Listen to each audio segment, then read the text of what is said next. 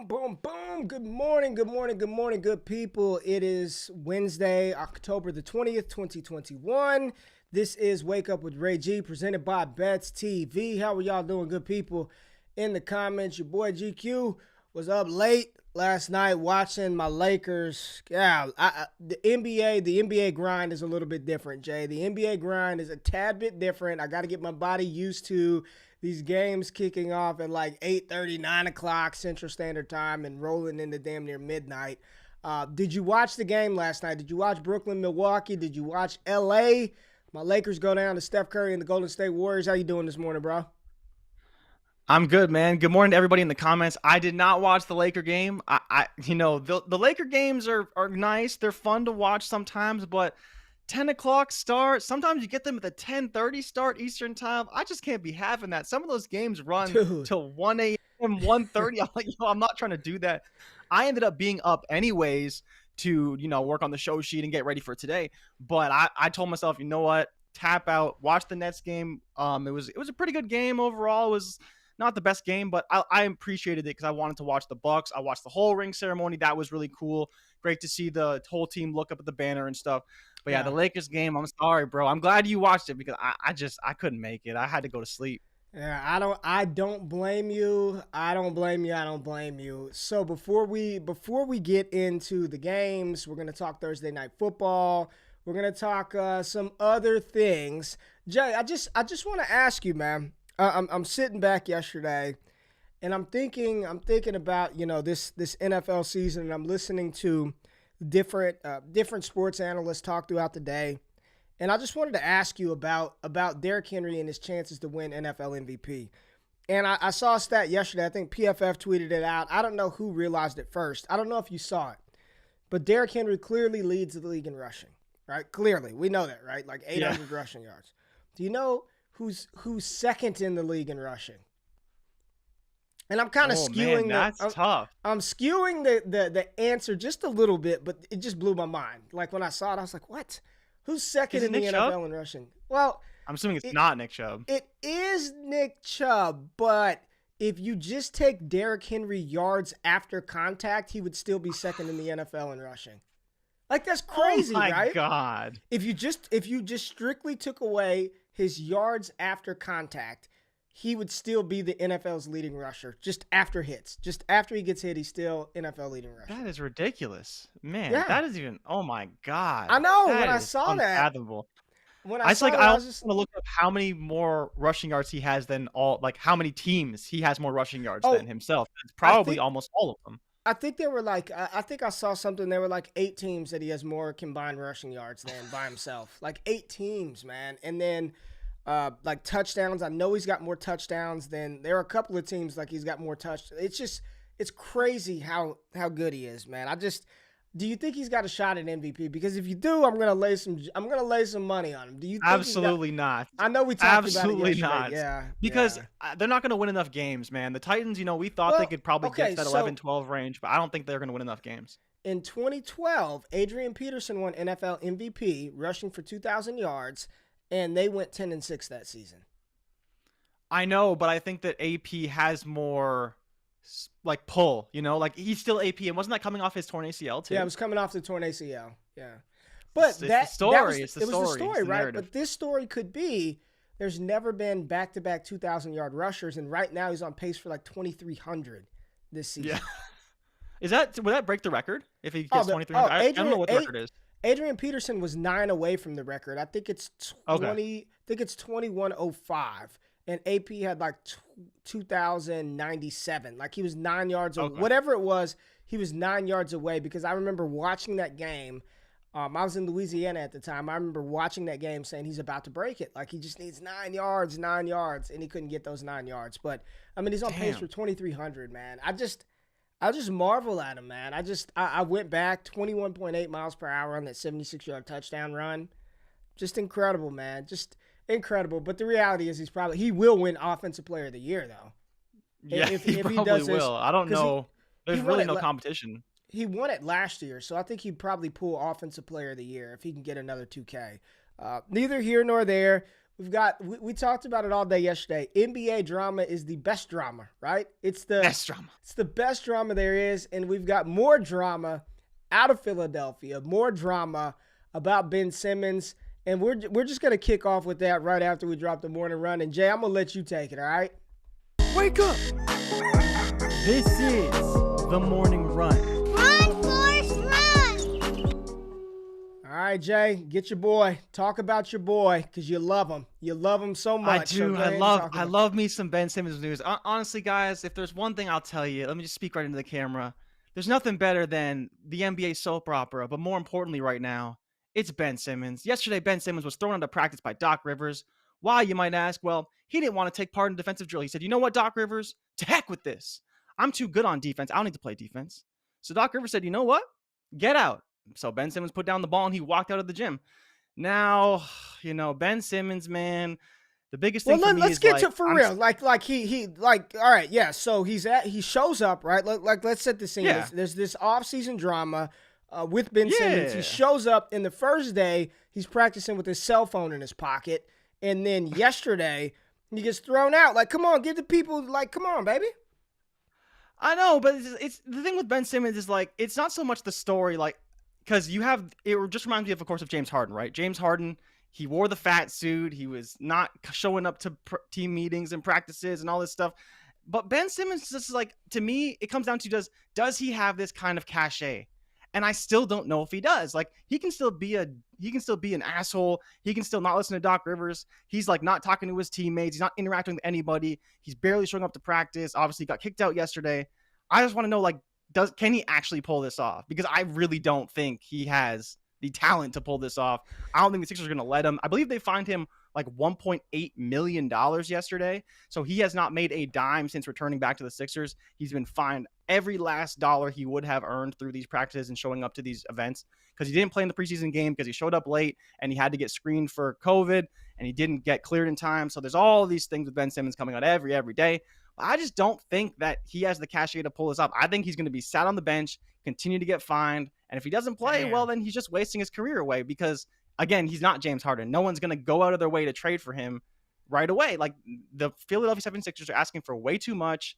And to me, it's Joel Embiid said it best. They're not out here babysitting people. They're not trying to do that.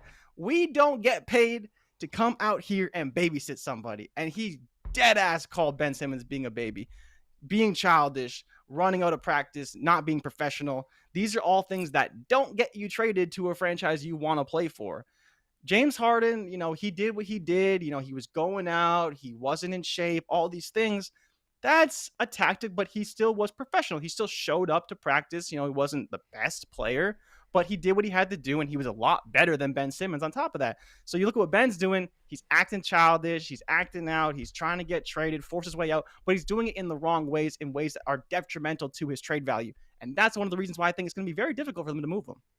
Well, there's a difference between being a professional and being a pro and being a professional. And Ben Simmons is not being professional about the situation. You've seen athletes throughout all sports who have been frustrated with their current team situations go about it the right way, and the team normally obliges them and gets them out. But what he's doing is just, it's childish, dude. You're sensitive. I'm seeing people talk about, I feel bad for Ben Simmons, and I feel for him. I don't. Grow a sack, bro.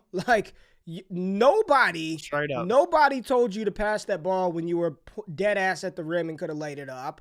You're the one who's afraid to take shots at the end of the game. You're the one who can't hit free throws. You're the one that doesn't shoot the ball from deep. That's you.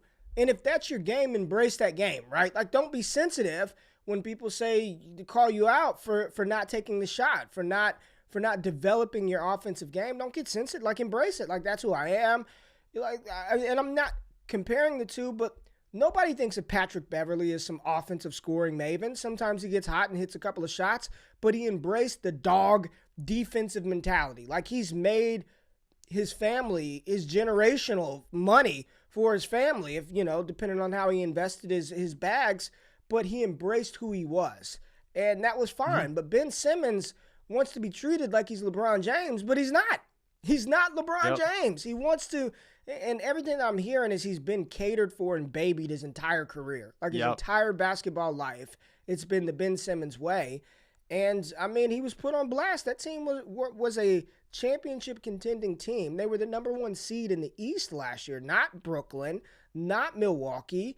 And he showed up extremely small. And now that people are like, I mean, what do we do? Like, you're getting paid max money. I don't know if we can. Now he wants to cry about it and get kicked out. Just weak sauce to me. Just a generation of weak, sensitive individuals. And we see these people just littered across all of our lives in every facet, no matter where we're at. It's just sensitive, man. Soft-ass people that just get their feathers ruffled over anything. And this dude is at the top of the top, and he's upset because, you know, his feelings are hurt because the team isn't. I don't know, man. But that move to get thrown out of practice, to do that to your team, the Doc Rivers, that's weak sauce, man. Weak sauce from Ben Simmons. And I'm with you. I hope they don't trade him. I hope they sit his ass right on the bench and don't play him. You know what I'm saying? Like, I just. Yeah, just weak, bro. Keep him on the bench. Don't pay him if you can help it, because he's just been a problem, right? Teach him a lesson. Finally, you know, show him some discipline. Get him to learn to do things the right way if you can do that. And like you said, and like we talked about, there is no way they can get a good value for him. Like, I don't know many teams that would even trade 2 firsts for him, and they were asking for 4. You know, at this point, it's like, yeah, he would be happier somewhere else. But I think the problem is even if you're like a B-level team, you're not quite a superstar level team, you're not a destination like LA or Miami, he may not be happy there either. He may be like, oh, I don't want to be in Phoenix. I don't want to be in Charlotte because it sucks here. There's nothing to do. There's no fun. And then you have his teammates not even supporting him. Like, Joel Embiid's been sick of him for a while, a long while. Yeah. And you've heard about the rifts for time. But yesterday he's like, nah, man, like, I'm here for the people that want to be here. Ben Simmons is going to do what he's going to do, and I don't care what he's doing. I have no reason to pay any mind to Ben Simmons. And when your own teammate, who is also a superstar, a better player than you are, doesn't defend you, that's a problem. Because whether you see holdouts in the NBA, NFL, you usually see teammates backing their players when they're doing things the right way. They may be frustrated. They may be voicing them in the public. But when you're doing things the right way, usually your teammates will still back you because they understand your situation. Nobody on the Sixers feels for or understands for Ben Simmons. They're just fed up with him at this point.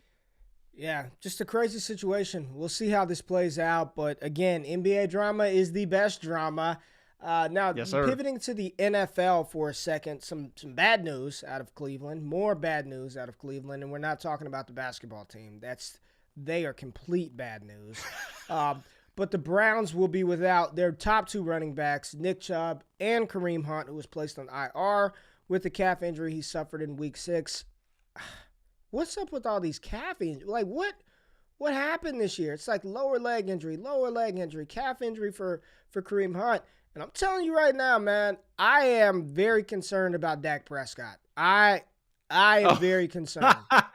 Turning it right to the Cowboys. Concerned. You gotta, yeah, I know. We're talking about the Browns and then back to the Cowboys. All right, the Browns are screwed, right? Hope you got Dearness Johnson off of waivers. I saw they signed John Kelly. Yeah. Wow. John Kelly.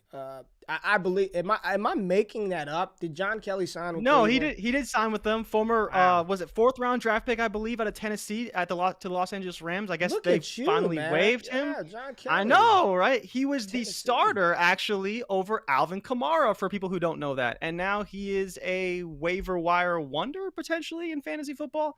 And Alvin Kamara is a superstar. But back to the Cowboys and Dak Prescott. I'm curious how that affects his throwing motion. Obviously, I'm not a quarterback. A lot of the throwing motion has to do with your arm, your shoulder, and obviously your hips to thrust forward and propel the ball. I don't know how much it will affect his actual throwing motion, but obviously the mobility will be hampered with the calf injury. Think about it. When you drop back, what leg do you plan off of as a right-handed quarterback to throw? But is it his right calf? Oh no, it's his plant leg. See, that is a problem. His plant leg. He'll be timid with the plant leg, which is where the power comes from. And every other player in the NFL that has had a calf injury this year have missed multiple weeks. Luckily for Dallas, they do get a week off, so they've got a bye week, and then he's kind of got the next week. I just wouldn't be shocked if he doesn't play. And quite frankly, they come off a bye and they face Minnesota. I'd sit him, man. I think the long-term health of Dak Prescott is more important than a 2-game stretch, even if they sat him for 2 weeks. If who do they have? Let's see Dallas's schedule. You said Minnesota, right? Who they could well, definitely beat. I know they've got. That's not a question. I know they've got Minnesota right off the bat out of the bye. It's the Vikings and then the Broncos. So the Vikings October 31st, then the Broncos, then the Falcons, and then they've got the Chiefs on the 21st. I would have no problem sitting in Minnesota and Denver. I mean, Dallas could at least split that, right? They could split that. If they could rest Dak for 3 weeks and walk out of that thing 6-2, that's a win.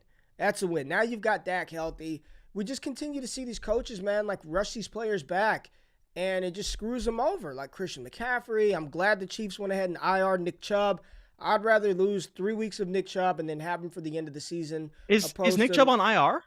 Kareem Hunt's on IR now, but I believe that Nick Chubb isn't on IR yet. He's not on IR yet. He's not on IR yet, but they ruled him out this week, so he's not playing this Thursday. I just get healthy, you know what I'm saying? Like I really think Dak should sit at least the Minnesota game, and I think I know they can get through Atlanta, but they probably can get through Denver without Dak Prescott. You know what I'm saying? And this is where I was going to go. This is where I was going to go. Cam Newton is vaccinated. He got his vaccine. He is. He is? You didn't know that? No. Why would I assume he changed his tune after getting fired? I know. Like, you should have done that before you got fired, right? It's like, you get fired. Okay, I won't steal. I won't steal anymore. Hire me back. Yeah. But Cam is vaccinated now. He's fully vaccinated. So I would listen. Dallas's backup quarterback is Cooper Rush. He's no good. Terrible. You get Cam Newton in there for a 2-3 game stretch, I think he can hold serve, might win that. The offense doesn't change dramatically. It changes dramatically, but at least you've got the deep passing game is dead. At least you've got a quarterback that I've got way more confidence in Cam Newton than I do in Cooper Rush. I think Dallas should have been on the phone. Cam Newton should be in right now. They need to go ahead and rule Dak out for the Minnesota game. Just let him rest, let him heal up. It's not going to affect his MVP odds. It's not going to affect his comeback player. He's minus like 1,000 to win comeback player of the year or something ridiculous. Oh, yeah. He's got it locked up. Joe Burrow's having a good year, but it's all Dak Prescott for sure. It's Dak Prescott. They need to sit him, man. I'm just very concerned. And I see Evan in the chat saying the same thing. Sit Dak. They have a clear lead in the NFC East. They can afford it. Like 100%. They literally can afford it. If they can't, they can split Minnesota and Denver without Dak Prescott. I'm sitting him. I'm not playing him, man. I'm concerned. Yeah, no, I get it for sure. But I mean, you are comparing the calf injuries in running backs now to the calf injuries in the quarterback. But definitely the back foot of the drop is important. You know, like you throw off your back foot every single play. So if he's going to be hampered, that could obviously pose threats in his other leg down the line. If he's constantly throwing, 30 times a game, practice, all these things on a hampered leg, you're going to compensate by overloading your other leg, and that can cause other tendonitis issues because of that overload that you put pressure on that leg. So I'm kind of with you. Minnesota, they can definitely win, but I don't really agree with the Cam Newton thing. Like, Cooper Rush has been there for a minute. He can hand the ball off to Zeke Elliott. He can hand the ball off to Tony Pollard, make a few plays through the air. I think they can still win that game. Where Cam Newton isn't familiar with the offense, if he was going to come in, he should be coming in right now. Like, he should be coming in this week, and he should be in there for the 2 weeks so they can at least give him a shot. Cooper Rush's career, he's been there for a minute, right? He's been there for a minute. Yeah. There's no issue. Don't worry about Cooper Rush. In his 4-year career with the Dallas Cowboys, and one of those years he was with the Giants with Jason Garrett, and they cut his ass and sent him packing, so we just brought him back. He has a grand total of 3 pass attempts, 1 completion for 2 yards. I do not trust that. So what you're saying is that he's never been given a real shot. So why can't he perform half decent? All right, all he has to do is hand the ball off 20 times a game. We're done with this. We are done with this. Let's beat the rush and talk about the NBA games, because now you're just talking out of your ass. Wake up! This is Beat the Rush. Get out of the way, jackass! All right, we saw the defending NBA champs, the Milwaukee Bucks, raise the banner, have the ceremony, and then put an absolute beat down on the Brooklyn Nets. Giannis Giannis, the Greek freak, Antetokounmpo, 32 points, 14 rebounds, and 7 assists. And just as I predicted, showed off some of those new offensive skills. Dude, Jay, I'm watching them last night, and all I can say is, how do you stop him? Like, he's just big. Yeah. He's bigger than everybody. He's faster than everybody. And he has... Here's the thing with Giannis, man, and I want to get your opinion, and this is what I love about Giannis so much, is he is the anti-Ben Simmons, because Ben Simmons is 7 foot, ridiculous athlete, size, but he's scared to shoot. Giannis will come down court, yank up a three, brick the hell out of it, like just side of the backboard, come back next play. and come right back next play and hoist another one up, and like he doesn't care. He doesn't care. I'm just like, you see those orange I'm just like, he's bigger. And I don't know. This is interesting, man. Like, I don't know how many people have ever seen NBA players in real life, like up close and personal, right? I remember being at the mall in Houston, and I'm in some store, Nordstrom's or something like that, and I look over and I just see this massive head. Like, that's all I remember was like, this dude's head was probably that big. And then I'm like, that's Yao Ming. And like, I kind of walked over, and I mean, it was insane. My wife has a picture. She met Shaquille O'Neal in a Walmart one night in Houston. He's got a 24-hour fitness down there, and she took a picture with Shaq, and just towering over her. I saw like up close and talked to a couple of guys. I don't want to name drop, but some NBA guys in Vegas, right? Just walking around with some people we know in Vegas.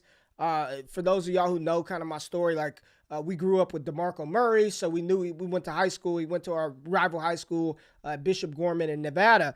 But like, these dudes are huge, man. Like, huge. Like 6'6" is like that's a shooting guard in the NBA. Yeah, those are huge people. So just to see Giannis be that big, and it takes him literally like 2 steps to get from the 3-point line to the rim, it's insane. And I'm just watching him play. Like, how do you stop that? And then he goes out there, hits the over. What was his over at? 30.5. So he gets 32. 30.5, yeah. 30.5. We cashed easy money there. 14 rebounds. I think it was 9.5 for Giannis last night. 12.5 for Giannis. 12.5 for Giannis. Just the over for Giannis. And you watched this game thoroughly. I want to start with Giannis, and then we'll pivot to the Nets. But how good is Giannis, man? I've often called Giannis Antetokounmpo the least talented, most talented player in NBA history, because when you watch him play, you're like, how does this guy do it every play? Like, I remember especially early on in his career, he never played under control. And as he's progressed throughout his career, he's played with more and more control, but he still does things that are equally like impossible and just as impressive as when he was young, but now he just makes it look a lot easier. So it's just weird to watch Giannis play because he's so dominant. He's so talented. He's still looks so raw. And you're like, where does his potential actually end? Because right now in the paint, he is legitimately unstoppable. He can hit a J. You know, we've seen it in preseason. He hasn't busted out too much in the game yet, but we saw it in preseason. He can hit a J. Like, he can. He's not Ben Simmons. He can hit a J. He is the best player in the post. He can spin on anybody. He can dunk on anybody. He's one of the best offensive rebounders in the NBA. And, you know, he's also, as a defender, he's one of the best defenders in the NBA. I believe he's won Defensive Player of the Year twice already. He can block shots. He's long. It is insane how talented Giannis is. And man, when I talk about like just raw potential, I really don't know where his ceiling is. And I believe he's only 26 right now. By the time he's 30, he may be hitting 30% from behind the line. Or behind the 3-point line. He may be hitting 80% of his free throws. He's 26, man. He's 26 years old. For whatever reason, he keeps getting better. We talked about Ben Simmons, how he hasn't improved since his rookie year really at all. It's not for whatever reason. It's because he works his ass off. That's why. Well, yeah, he does. Yeah, you know what I mean. He does. But I'm saying, you talk about like, you look at all these players get better. Like Rondo is a perfect example. Rondo can hit 2 threes a game. When he came into the league, he could not shoot. He wouldn't shoot even a jump shot from 15 feet out. Now he's bombing threes every game because that's the NBA we play in. But Giannis, you talk about working inside out. He's the perfect player to play inside out. He's just huge. You can't stop him. And honestly, it sounds crazy, but like, what if somehow he was like KD light with his inside game when he's like 32, like KD is now? Like, I honestly think that is a real possibility because the way he's progressed as a scorer, as a shooter, just nuts, man. Like, I can't believe it. But to talk about the Bucks, they just killed the Nets. Like, there's really nothing else to say about it. The Nets had a couple moments where they came back, but the bench of the Bucks, the depth of the Bucks was way better and drastically outplayed the bench of the Nets. And that was the difference maker in the game for me. You know, they out-rebounded the Nets, like I talked about. The Nets, terrible rebounding team. They got out-rebounded 55-44 with 13 offensive rebounds coming from the Milwaukee side, 5 of those from Giannis alone, and he was drawing loose ball fouls in the post because no one can out-rebound him. So you saw James Harden getting loose ball fouls. I believe Kevin Durant got one. Another guy got one. So these are all things that Giannis does to teams that just you can't do anything about it. But, you know, we'll see what happens kind of going forward. We know the Nets will get going. And like I talked about with the Lakers, they don't care about this game. It's game one. Harden, I believe, only played 30 minutes. KD only played 32. I believe Giannis only played 32. So it's like, you know, who the hell is Jordan Nora? Jordan Nora drafted last year. He's a good player. He was chucking a little bit reckless for my liking, but he played really well. Pat Connaughton as well had a really good game. 50% from three. I mean, he shot 50%. I don't know who he is. I have no clue who he is. Yeah, Jordan Nora was drafted last season, so he's a sophomore player. He didn't play a lot last year, getting obviously a larger role this season. They brought in Grayson Allen as well to help fill that shooting guard rotation out of the backfield. But for them, it's perimeter shooting. Grayson they were able Allen to match the Nets. He chunked up threes. He chunked up 10 of those things. Like, I was like, why does this guy keep shooting the damn ball? And then you see they started to weave Giannis's brother into the game a little bit. They're trying to get Giannis, They're trying to get him in the game a little bit. Listen, and this was my thing. Like, to me, they have a really good team. They have a really good team. What's up with Dante DiVincenzo? Is he still hurt or is he coming back? I think he's still hurt. Yeah, he's still hurt. I think hurt. That's one of the reasons why they brought in Grayson Allen to fill that role because they do similar things really well. Grayson Allen, a great perimeter defender, and he can shoot a three similar to Dante DiVincenzo. Got you. And then, you know, from the Brooklyn side of the ball, you know, I forgot they signed Patty Mills, man. Solid. So did I. He reminded me early. Yeah, I forgot. Solid signing. Patty Mills was 7 for 7 from three. Like, career night for Patty Mills from three. I forgot they signed Patty Mills. Are you worried about them? Here's back to Giannis real quick. This is when I just realized like he's just a different cat. There was a play where like he was standing next to Blake Griffin, and Blake Griffin's a big dude, and Giannis just looks 6'10". He just looks way bigger than Blake Griffin. But are you concerned about Brooklyn? I know it's an 82-game season. This is one game. But Kyrie Irving not being there, how big of a fact? Like, do you think just from what you saw last night, do you think they'll be okay without Kyrie? Yeah, I think they'll be fine. I honestly have no concerns about them whatsoever. It was game one, you know, at the end of the day. And we know that if KD wants to take a game over, he can take a game over. If James Harden wants to take a game over, he can take a game over. The biggest thing was the bench. The bench scored no points, and I mean legitimate bagel out of everyone besides Patty Mills. And Patty Mills put up 21 points. That's a lot for one guy off the bench. And I believe he played 26 minutes, like you mentioned, 7 for 7, just raining threes all day long. What's up? 4. That's what the bench scored without Patty Mills. The rest of the bench scored 4 points. 4 points. Yes. And you know, they do have some guys I like. Like they have James Johnson, who's a great perimeter defender and can shoot a little bit older, but a guy who can fill in the role. And they got nothing out of Joe Harris. Single digits out of Joe Harris. You know, he's kind of a role player, but he's a little bit better than that. He can score points, but he didn't do nothing. And then Nick Claxton, who's a player I do like, but they need James Harden to feed him the ball. Yeah. That's the thing. Yeah. James Harden needs to feed him the ball, and he did do that. But Claxton needs to start making more buckets and get better. He's a young player. He's filling in for He's a poor man's DeAndre Jordan. Like it's either a dunk. He's a poor man's DeAndre Jordan. He can't shoot. That's rude, man. DJ ain't the same no more. I'm talking about when DeAndre Jordan was like in his like Clippers prime. Not like DeAndre Jordan of today, but DeAndre Jordan of yesteryears. Like that's who he is. Gotcha. He needs Harden to get him the ball. Harden got him a couple of oops. He bricked all his free throws. He's not going to shoot anything. Everything is which is fine. Like that's his game. Embrace his game. He's a poor man's DeAndre Jordan, man. So I don't know. It just to me, as I'm watching it, I was like, oh, Milwaukee's clearly the better team. Like way better. Clearly, it wasn't even close. Clearly the better team. They the cohesiveness, the way they play, and I said Kevin Durant's the best player on the planet. Giannis is right there. Giannis is right damn there. But let's talk about the Lakers, man. Let me pivot. Let me pivot to my Lakers. Lakers had me up late watching LA, and they came out hot, bro. They came out hot. Yeah. I mean, LeBron James was cooking. I've got my LeBron jersey on. I'm pissed off because I forgot I need to buy a new one because he's not even number 23 anymore. You know what I'm saying? Like, I just Switch it up to 6. switch it up to 6. So Nike conveniently dropped the Diamond Lakers jerseys yesterday, so I got to go order that. But the game started out, LeBron James, I mean, he looked, to be 37 years old, just looked great, right? Finishes playing 37 minutes in game 1. So you keep saying, oh, they don't care about game 1. They were trying to win this game.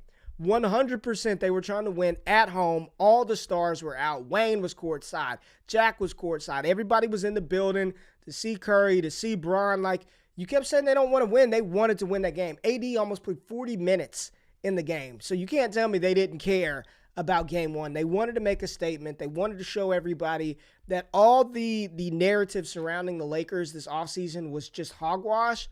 And I'm telling you right now, as I'm watching them, I was like, this is a team of old-ass players. Like, that's all I kept thinking. I was like, these, like, I'm seeing Dwight Howard, Rondo, Carmelo Anthony, I'm seeing all these players, and I'm just like, if this were 7 years ago, this would be the dream team. You know what I'm saying? But They rolling up the 2013 All-Star team every night. I'm literally looking at him, and then I forgot we signed Avery Bradley. And I was like, God, we got Avery Bradley too? Like, what are we doing here? What is going on? But honestly, it is exactly what I thought the Lakers team is going to be this year. And this is the biggest problem with LA is it's AD and Bron. Like, that's what it's going to be, man. Those two by themselves shot the ball 49 times, 49 field goal attempts for AD and Bron, and they were both great. They were both efficient. LeBron was bombing them from deep from 3. I think he was like 50% or right under 50% from 3-point. 5 of 11. Yeah, 5 of 11. I think he had a triple-double or close to a triple-double. I know he had he had double-digit. Not quite. You're thinking of Steph Curry, actually. Steph Curry. Yeah, Steph Curry had a triple-double, but LeBron had a lot of rebounds. He played great, man. 34 points. AD had 33 points for LA. And then after that, it was just a bunch of single digits. At least we got some scoring from the bench. Melo gave you 9. Dwight Howard came in, got rebounds and a bunch of fouls. That's what he's supposed to do. Rondo, yeah, it's funny because he hit his 1-3 and he did nothing else for the game. He hit that 1-3 and did nothing else. He had a couple of assists. But, man, this team looks old, man. And I'm telling you right now, the player that I cannot stand, I've never liked him, is Kent Bazemore. I think he's super overrated. Not a fan. DeAndre Jordan gave us 13 empty minutes. It just was not good. And the Lakers came out strong in the first quarter, right? 34 points in the first, 25 in the second. And then, like, the age they just couldn't keep up. And the biggest issue was Russell Westbrook last night. And this is everybody's concern. Russell Westbrook, how does he fit into this offense? And as I'm watching it, man, it just looked weird, man. Like, it didn't, I don't know, man. He had a team worst plus minus of minutes, minus 23 and 35 minutes, and finished with 8 points on 4 for 13 shooting, 4 turnovers. It just, I love Russ. I love Russell Westbrook. He's one of my favorite players that I got to see play because I just love how hard he plays. He goes balls to the wall every second of the game, right? It's just a million miles an hour. This team they should have beaten Golden State. I don't understand how we lost that matchup. Steph Curry was off all night. Like, somebody tweeted out that Steph Curry was drunk in that game. Like, just like not himself, just jacking up threes, missing them, turning the damn ball over. You know, Steph Curry, as good as Steph is, Steph turns the ball over a lot, man. Steph Curry turns that bitch over a lot. And he had 4 turnovers. It wasn't terrible. They're when he turns the ball over. They're always at the worst moments for Steph Curry. But he didn't shoot well from 3. Wiggins played well. And your boy, shout out to you. And hey, shout out to you. You called it on the show yesterday. Jordan Poole, 20 points, 3 assists, 4 3-pointers made. I'm watching him, and all I kept saying was, hey, Jay, this dude looks good. Like, he looks good. He looks good. Another player I forgot was signed, Otto Porter. Did you remember Otto Porter signing with the Warriors? No, actually, I forgot that he's replacing Kelly Oubre, right? Yeah, that's like direct replacement because they both played for the Wizards and they both sucked. So yeah, it is what it is. And Oubre was good on Phoenix and he's been pretty good on the Warriors. And now Otto Porter just kind of slides into that same role, playing 12 minutes. But it's great to see them having Iguodala back. Iguodala is a great player, and to see him play 23 minutes off the bench, obviously scored 12 points. My man Jordan Poole found him a couple times, and that was dope. He got him a couple of assists. But yeah, Poole, man, it was a rough first half for him. He didn't play very well. But then I was watching the highlights back, and it just came to a point where he was like, yup, it's my time. And he legitimately just took over, and the Lakers had nobody who could stop him. And part of the reason why, they just don't have anybody that can guard someone that quick. Again, Jordan Poole is a player who can shoot the three with confidence. Like, he was just chucking it up and it was going down. I mean, he shot 4 of 11, but Steph was still 2 for 8. Like, he was the highest scoring player on the team up until Steph scored a few free throws at the end of the game. He really did propel them at the end of the game. Yes, Ray, actually, Bajinka was a massive X factor off the bench. 15 points, 11 rebounds, 4 assists. Nobody expected that from him. Yeah, absolutely nobody. Who the hell is that? 20. Who is that? He's a cast-off. He's a cast-off from, he played for the Kings, and then he went to Miami last season. Miami got rid of him. He ended up coming. He's kind of like he's just a big who can shoot and pass. Like, he's kind of like, not, I don't want to say Jokic, but he's one of those bigger European-style forwards who can shoot a three, who can pass. Again, 6 of 7 from the field. He's efficient, and when he's on, kind of the guys who grew up in that Peja mold, yeah. Oh yeah, Peja Stojakovic. You're digging in the archives. One of those kind of molds, right? Where they can do a bit of everything and they're talented guys, but you don't really know how they're going to fit into the league. And in Europe, they crush, but in the NBA, they're kind of, some of them hit, some of them don't. Bajinka's one of those guys who has been a bit all over the place. He's traveled a little bit, played on the Kings, played on the Heat, now found a role on the Warriors. And with Wiseman not playing at all yesterday, Looney only playing 15 minutes, he was the guy that they needed to stretch the floor and spacing right on offense. What was up with Wiseman? Is he hurt? I don't. Do you know? I think he is hurt. Yeah, is but Wiseman hurt? I hadn't heard much about his injury. But I just hope we can lay low on James Wiseman this year. Like, let him just kind of come into the fold, slowly make his way. Because Golden State fans, man, they got it out for him, and we saw it all last season. The moment that guy touched the floor, he's the most criticized player in history. You know what? As far as I'm concerned. Let me tell you the issue. The issue is, and I'm. I got to do it, right? I got to do it. The issue is the Warriors drafted Jalen Reagor, and the very next pick was Justin Jefferson. What? They drafted Wiseman over LaMelo Ball. So it's like the Warriors took Jalen Reagor, and the very next pick was Justin Jefferson. That's what they did. So for Wiseman's career moving forward, it's going to be, why the hell did we take James Wiseman over LaMelo Ball? Like, that's where it's at, because we have not seen enough to really judge how good Wiseman's going to be. And we see NBA players sometimes, outside of like the blue chip guys, it takes some guys a couple. Basketball's a different beast, man. Like, it's a different game. But that's really what happened. I mean, they literally took him before Justin Jefferson, aka LaMelo Ball, and he hadn't played very well up to this point in his career. Remember too that he only played like 8 games in college. That's it. Like, Kyrie Irving only played 8 games too. Kyrie Irving only played 8 games at Duke as well. That's it. That's a fair point. But Kyrie Irving's a different animal. He's on a big man. Big men take a little bit more time to adjust sometimes because, again, it depends on where you're at. And when you're coming from high school as a big man, you're way taller than everybody. Go to college, still way taller than everybody because he's 6'11". Now you're playing with guys your size. It's like, okay, this is a problem, Kyrie Irving's, he's got the handle. Hey man, how bad is Draymond Green offensively? I was watching him. Why are you hating on Draymond, man? I love He's just a changed man. I love his game. He gives you everything he's got defensively. He never needs to shoot the ball unless he's point blank at the rim. Draymond, I'm glad he didn't chunk up any threes, but offensively, he's a good facilitator, but scoring, anytime Draymond shoots the ball, it's probably going to clank off the back of the backboard. Like, it's more times than not, he is going to flat out brick the shot. Like, this team is good, man. Like, this looks like a different Warriors team than what we saw. Last year, they just looked bad. Like, last year, they didn't. They really piecemealed that together, right? With Kelly Oubre and like man, when if Clay can come back, and I don't know when he's expected to return, but you add Clay to that starting lineup, you roll Jordan Poole to the bench and let him come off and do that. If he can give you, even off the bench, when Clay comes back, if Jordan Poole can give you 15 to 19 a game off the bench, he will. Bro. He will, man. He only played 25 minutes and scored 20 points. He did chuck up 18 shots, but and then talking about more players, like the biggest thing with the Warriors last night was the ball movement, and I'm sure you saw it all game long.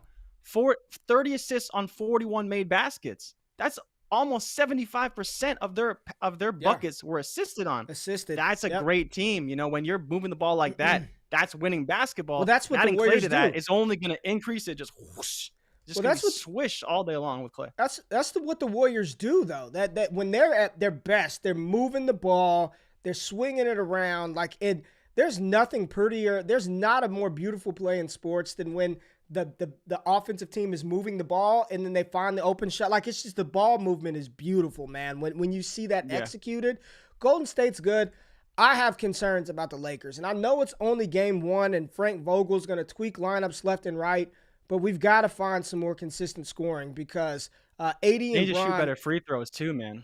Yeah, they only shot 47% from the free throw line, 9 of 19. AD was 2 of 7. And that's not AD. AD's a better free throw shooter than that. I just think I'm trying to find scoring here. Like, who's going to score if LeBron and AD aren't giving you 30 a game?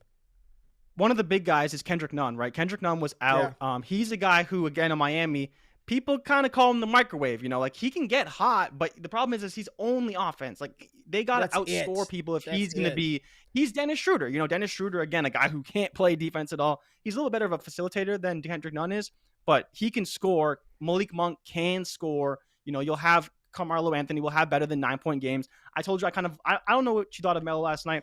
He seemed like he was okay. He's doing his thing. He can have better games. He's fine. I think, and to your point, man, I was wrong. I said I don't know how the Warriors get to 100 points. They got to 121, and they did it off their bench. I mean, literally everybody besides Gary Payton II scored for Golden State. Everybody on their roster scored, and they got. I mean, when you're getting 15, 12, 15, 6 from your bench players, that's a recipe for success. So good step forward for Steve Kerr, Steph Curry, and the Warriors. And that was Steph's off night. He shot 5 for 21. Yeah. 5 for 21. Steph Curry in big games, Steph Curry has been throughout his career in big games. And I know this isn't like playoffs, NBA Finals. He doesn't have any Finals MVPs, does he? Not one. You just need to relax. Iguodala. You need to relax. 2 KDs. Just going to say, I love Steph Curry. Regular season monster. Postseason, when it really counts, needs a lot of help. Kicking him when he's down, when he shot 5 of 21 last night and still won the game and had a triple-double. When the lights are brightest, man. When the lights are brightest. All right, Jay, we got a Thursday night football game tomorrow. Broncos. Browns. Team of the 2 Bs, Bridgewater and Baker. Browns, Broncos. Ugly jerseys. Just aesthetically unpleasing to the eye. Does not please my eye at all. Cleveland is favored by 3. Baker said he's going to play, but we might get Case Keenum. Odell Beckham, we don't know. Dearness Johnson, and I don't know who else. John Kelly at running back. Demetric Felton. What do you think about over under 42.5? I think this is tied for the. Give me the under, man. This is tied for the 2 other teams have this low of a point total this week. 42.5 over under. You're taking the under on this one. This. I think so, man. Like who's going to score in this game? These are 2 of the best defenses in football. I mean, I don't really see how we're going to get a whole lot from this game. Broncos are 4th in the NFL in points per game allowed. The Browns are a little bit higher because they've played some really good teams, allowed a lot of points. But we know that against a team that can't really move the ball that well, they're probably going to have a lot more success. We know the sack monsters, Jadeveon Clowney, Myles Garrett, going to be coming off the edges. We know that the linebackers are still fast. We know that the DBs are still great. So what are we going to see from both these teams? The Broncos are going to have trouble running the ball. Their bread and butter is running the ball, whether they choose to or not in any given game. They're going to have to probably pass the ball to win because, again, both these teams are great against the run, both top 6 in rushing yards allowed per game and allowing less than 90 yards. I don't know, man. I love Javonte Williams. I like Melvin Gordon. I think they're a great 1-2 punch, but I don't know if they're able to run in this game. So, Evan, 17-14 sounds good to me because I'm not expecting a whole lot of scoring, right? That sounds like the score.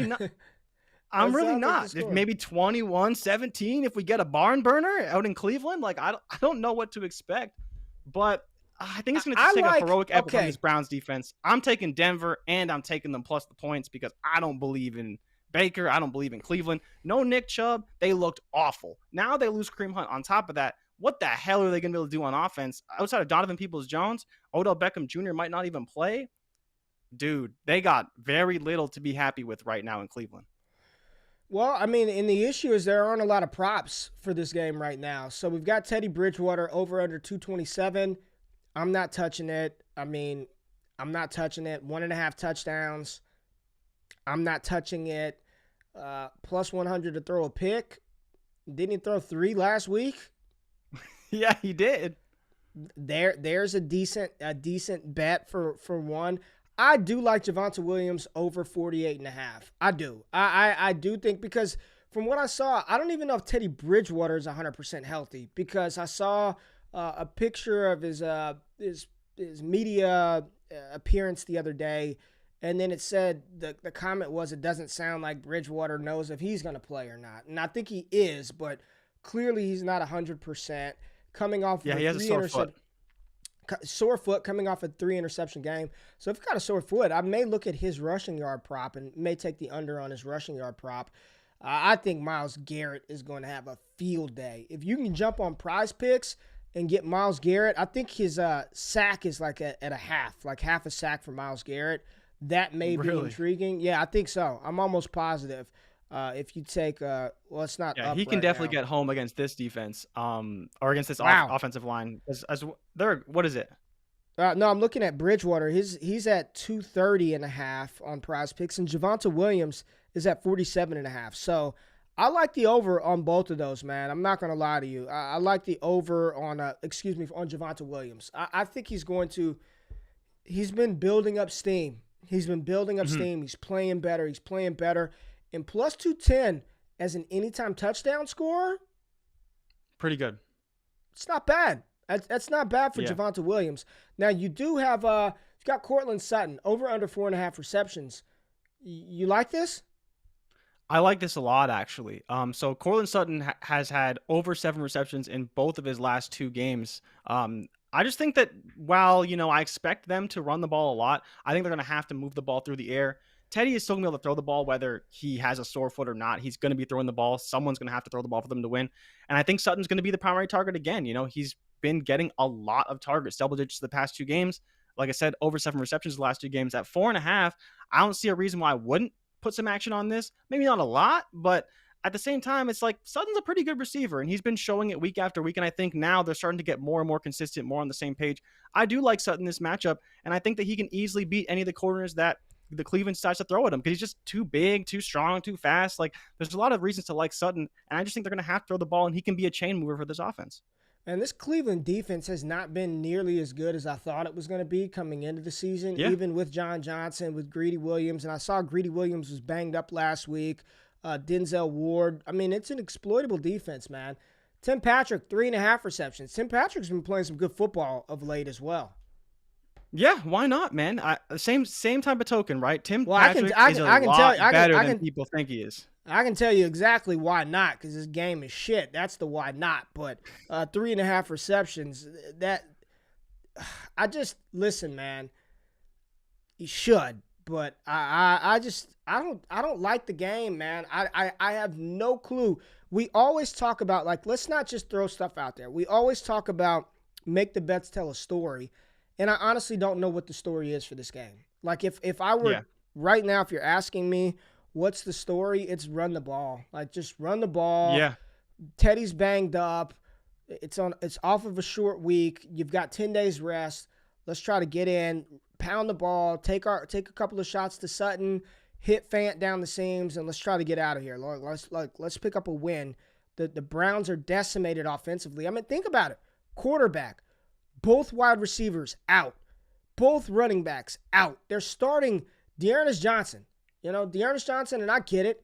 He's one of these guys that we broke the fab bank for last year, and I mean, every time he gets a chance, he gets a lot of opportunity. But that is what Denver's facing. So my story is, look, y'all, be physical up front. Let's run it down their throat, and let's make this a short, ugly game, and let's get out of here. Let's get out of here healthy. So for me to take the over on all these pass catchers, that's just not the story that my analysis is telling me that we're going to get out of this game. But Dearness Johnson over under 58.5 rushing yards. How do you feel about this versus Denver's defense? That's not bad.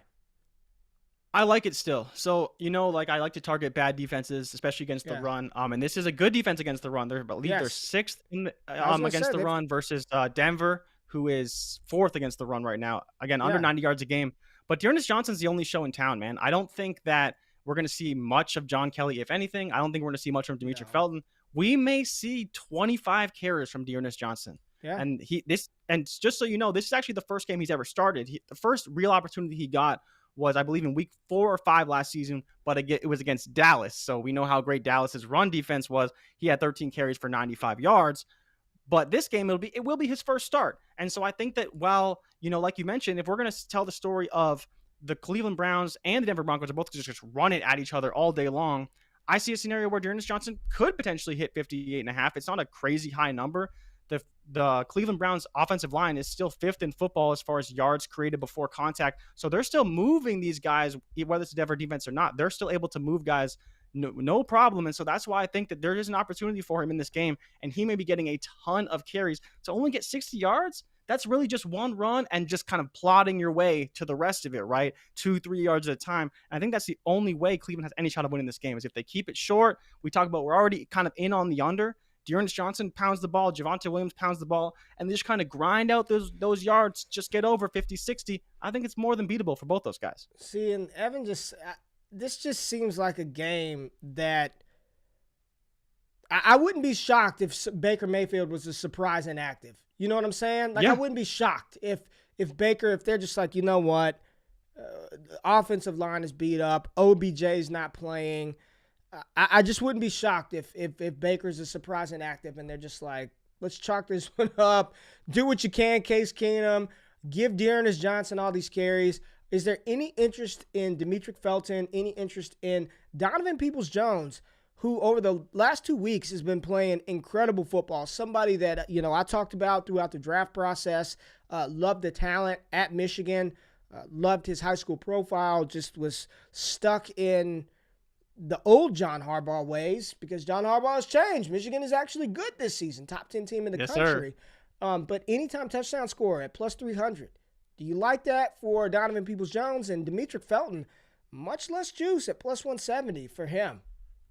I really like it for Donovan Peoples-Jones, especially, we've seen it a lot in the past couple of years, is that when Odell Beckham Jr. is not playing, Donovan Peoples-Jones starts to go off. And you saw it as early as last week. As soon as Odell Beckham Jr. was a little bit hobbled and wasn't in the game, the first person that Baker looks to is Donovan Peoples-Jones because there's no Jarvis Landry, no Nick Chubb, Kareem Hunt's obviously in the backfield. Donovan Peoples-Jones is a guy that he really trusts. And we've seen that actually for longer than just this season, even the year before that. As soon as he came out, we just kind of saw that connection. He has a bit of a connection with Rashard Higgins, but Donovan Peoples-Jones, athletic monster, he has a real shot. If Odell Beckham Jr. is not playing, I would probably be taking the over on his receptions and maybe even the over on his yards because we know that he's capable of a big play. And anytime touchdown plus 300 for a guy who had 2 last week and caught a Hail Mary, sign me up for that. Yeah, I mean, the Hail Mary is just kind of, fluky. But, and again, no props for Donovan Peoples-Jones. There's nothing. Nope, just the touchdown. That's it. Just the touchdown. There's nothing. Who do you got? Who do you like in the matchup? Thursday night game. Who do you like? Oh, I like Denver. I have money on Denver, okay, both the spread and then I'm probably going to take the under as well. I haven't taken the under yet, but I do have the spread and the money line, and I'm probably going to take the under because we talked about it too. I don't see it. I don't see how it even gets to 2020. I don't see it. Any chance? I'm just devil's advocate. Any chance for one of these ugly shootouts where the teams are so bad that they just score I and hope hit not. the over? Yeah. I hope not. That would really Yeah. suck, man. Like I do like both these defenses, even though Cleveland hasn't played super great. They had to play the Chiefs, they had to play the Chargers, two really, really good quarterbacks. They're playing a decent quarterback who's a little bit banged up and a pedestrian kind of offense. We'll see what happens. Denver has been up and down on offense. Maybe this week they can get it right. Hopefully there's not too many turnovers and it's just run, and we just slide right into that under. I'd be super happy with that. All right, man. Well, there you go. Thursday night matchup. We previewed it today. Not a ton to talk about. Some changes to the schedule for this week. I've got a wedding that I will be flying out for on Friday morning, bright and early, so there will be no show Friday morning. My wife and my youngest son leave tomorrow morning, so I got to take my oldest son to school. So there will not be a show tomorrow morning, but we plan on starting probably like an hour and a half later. Probably like 8:30 like my time, so like 9:30 Eastern time, 9 o'clock Eastern time, we'll jump on, and we'll still give you content, but it's going to be a little later in the day tomorrow, and we'll go through our favorite prop bets for the rest of the NFL slate because there will be no show on Friday. Jay, I'm giving you a day off to go to fix some things that we need to incorporate, some cool new stuff, some cool graphics for the show that we'll start rolling out next week. So just so y'all know, I'm letting y'all sleep in for an hour. I'm letting y'all sleep in for an hour tomorrow, but we will still do the show tomorrow to just be a little later in the day. We appreciate y'all tapping in. Make sure you subscribe to the podcast. Anywhere that podcast you stream those from, make sure you subscribe to the Bets TV YouTube channel. Follow Jay on Twitter. Hey, y'all got to follow my dog Jordan. I'm sick of seeing his Twitter follower account so damn low. Going down. How many? Oh, it's going down actually. This show is actually making your followers go down. Yeah, let's. Oh, and one thing of note before we leave this show, Dallas and Atlanta over under 224. I would take the over on that. I think that that game's gonna go way over. The NBA game? Yeah. Yes, Trae Young and Luka. Luka versus Trae. Woo! Yeah, let's do it. Let's get Jay to 4K. Jay to 4K is what we're trying to do. Come on, you're only 300. You're 303 followers away. We get thousands of views on these shows in a weekly basis. Y'all follow Jay at Chaboy J Rich. That's CHABOY J Rich. Follow him. Follow him. And sleep in a little bit tomorrow. We'll see y'all at some point in time whenever the stream goes live. We love y'all, man. We out. Peace.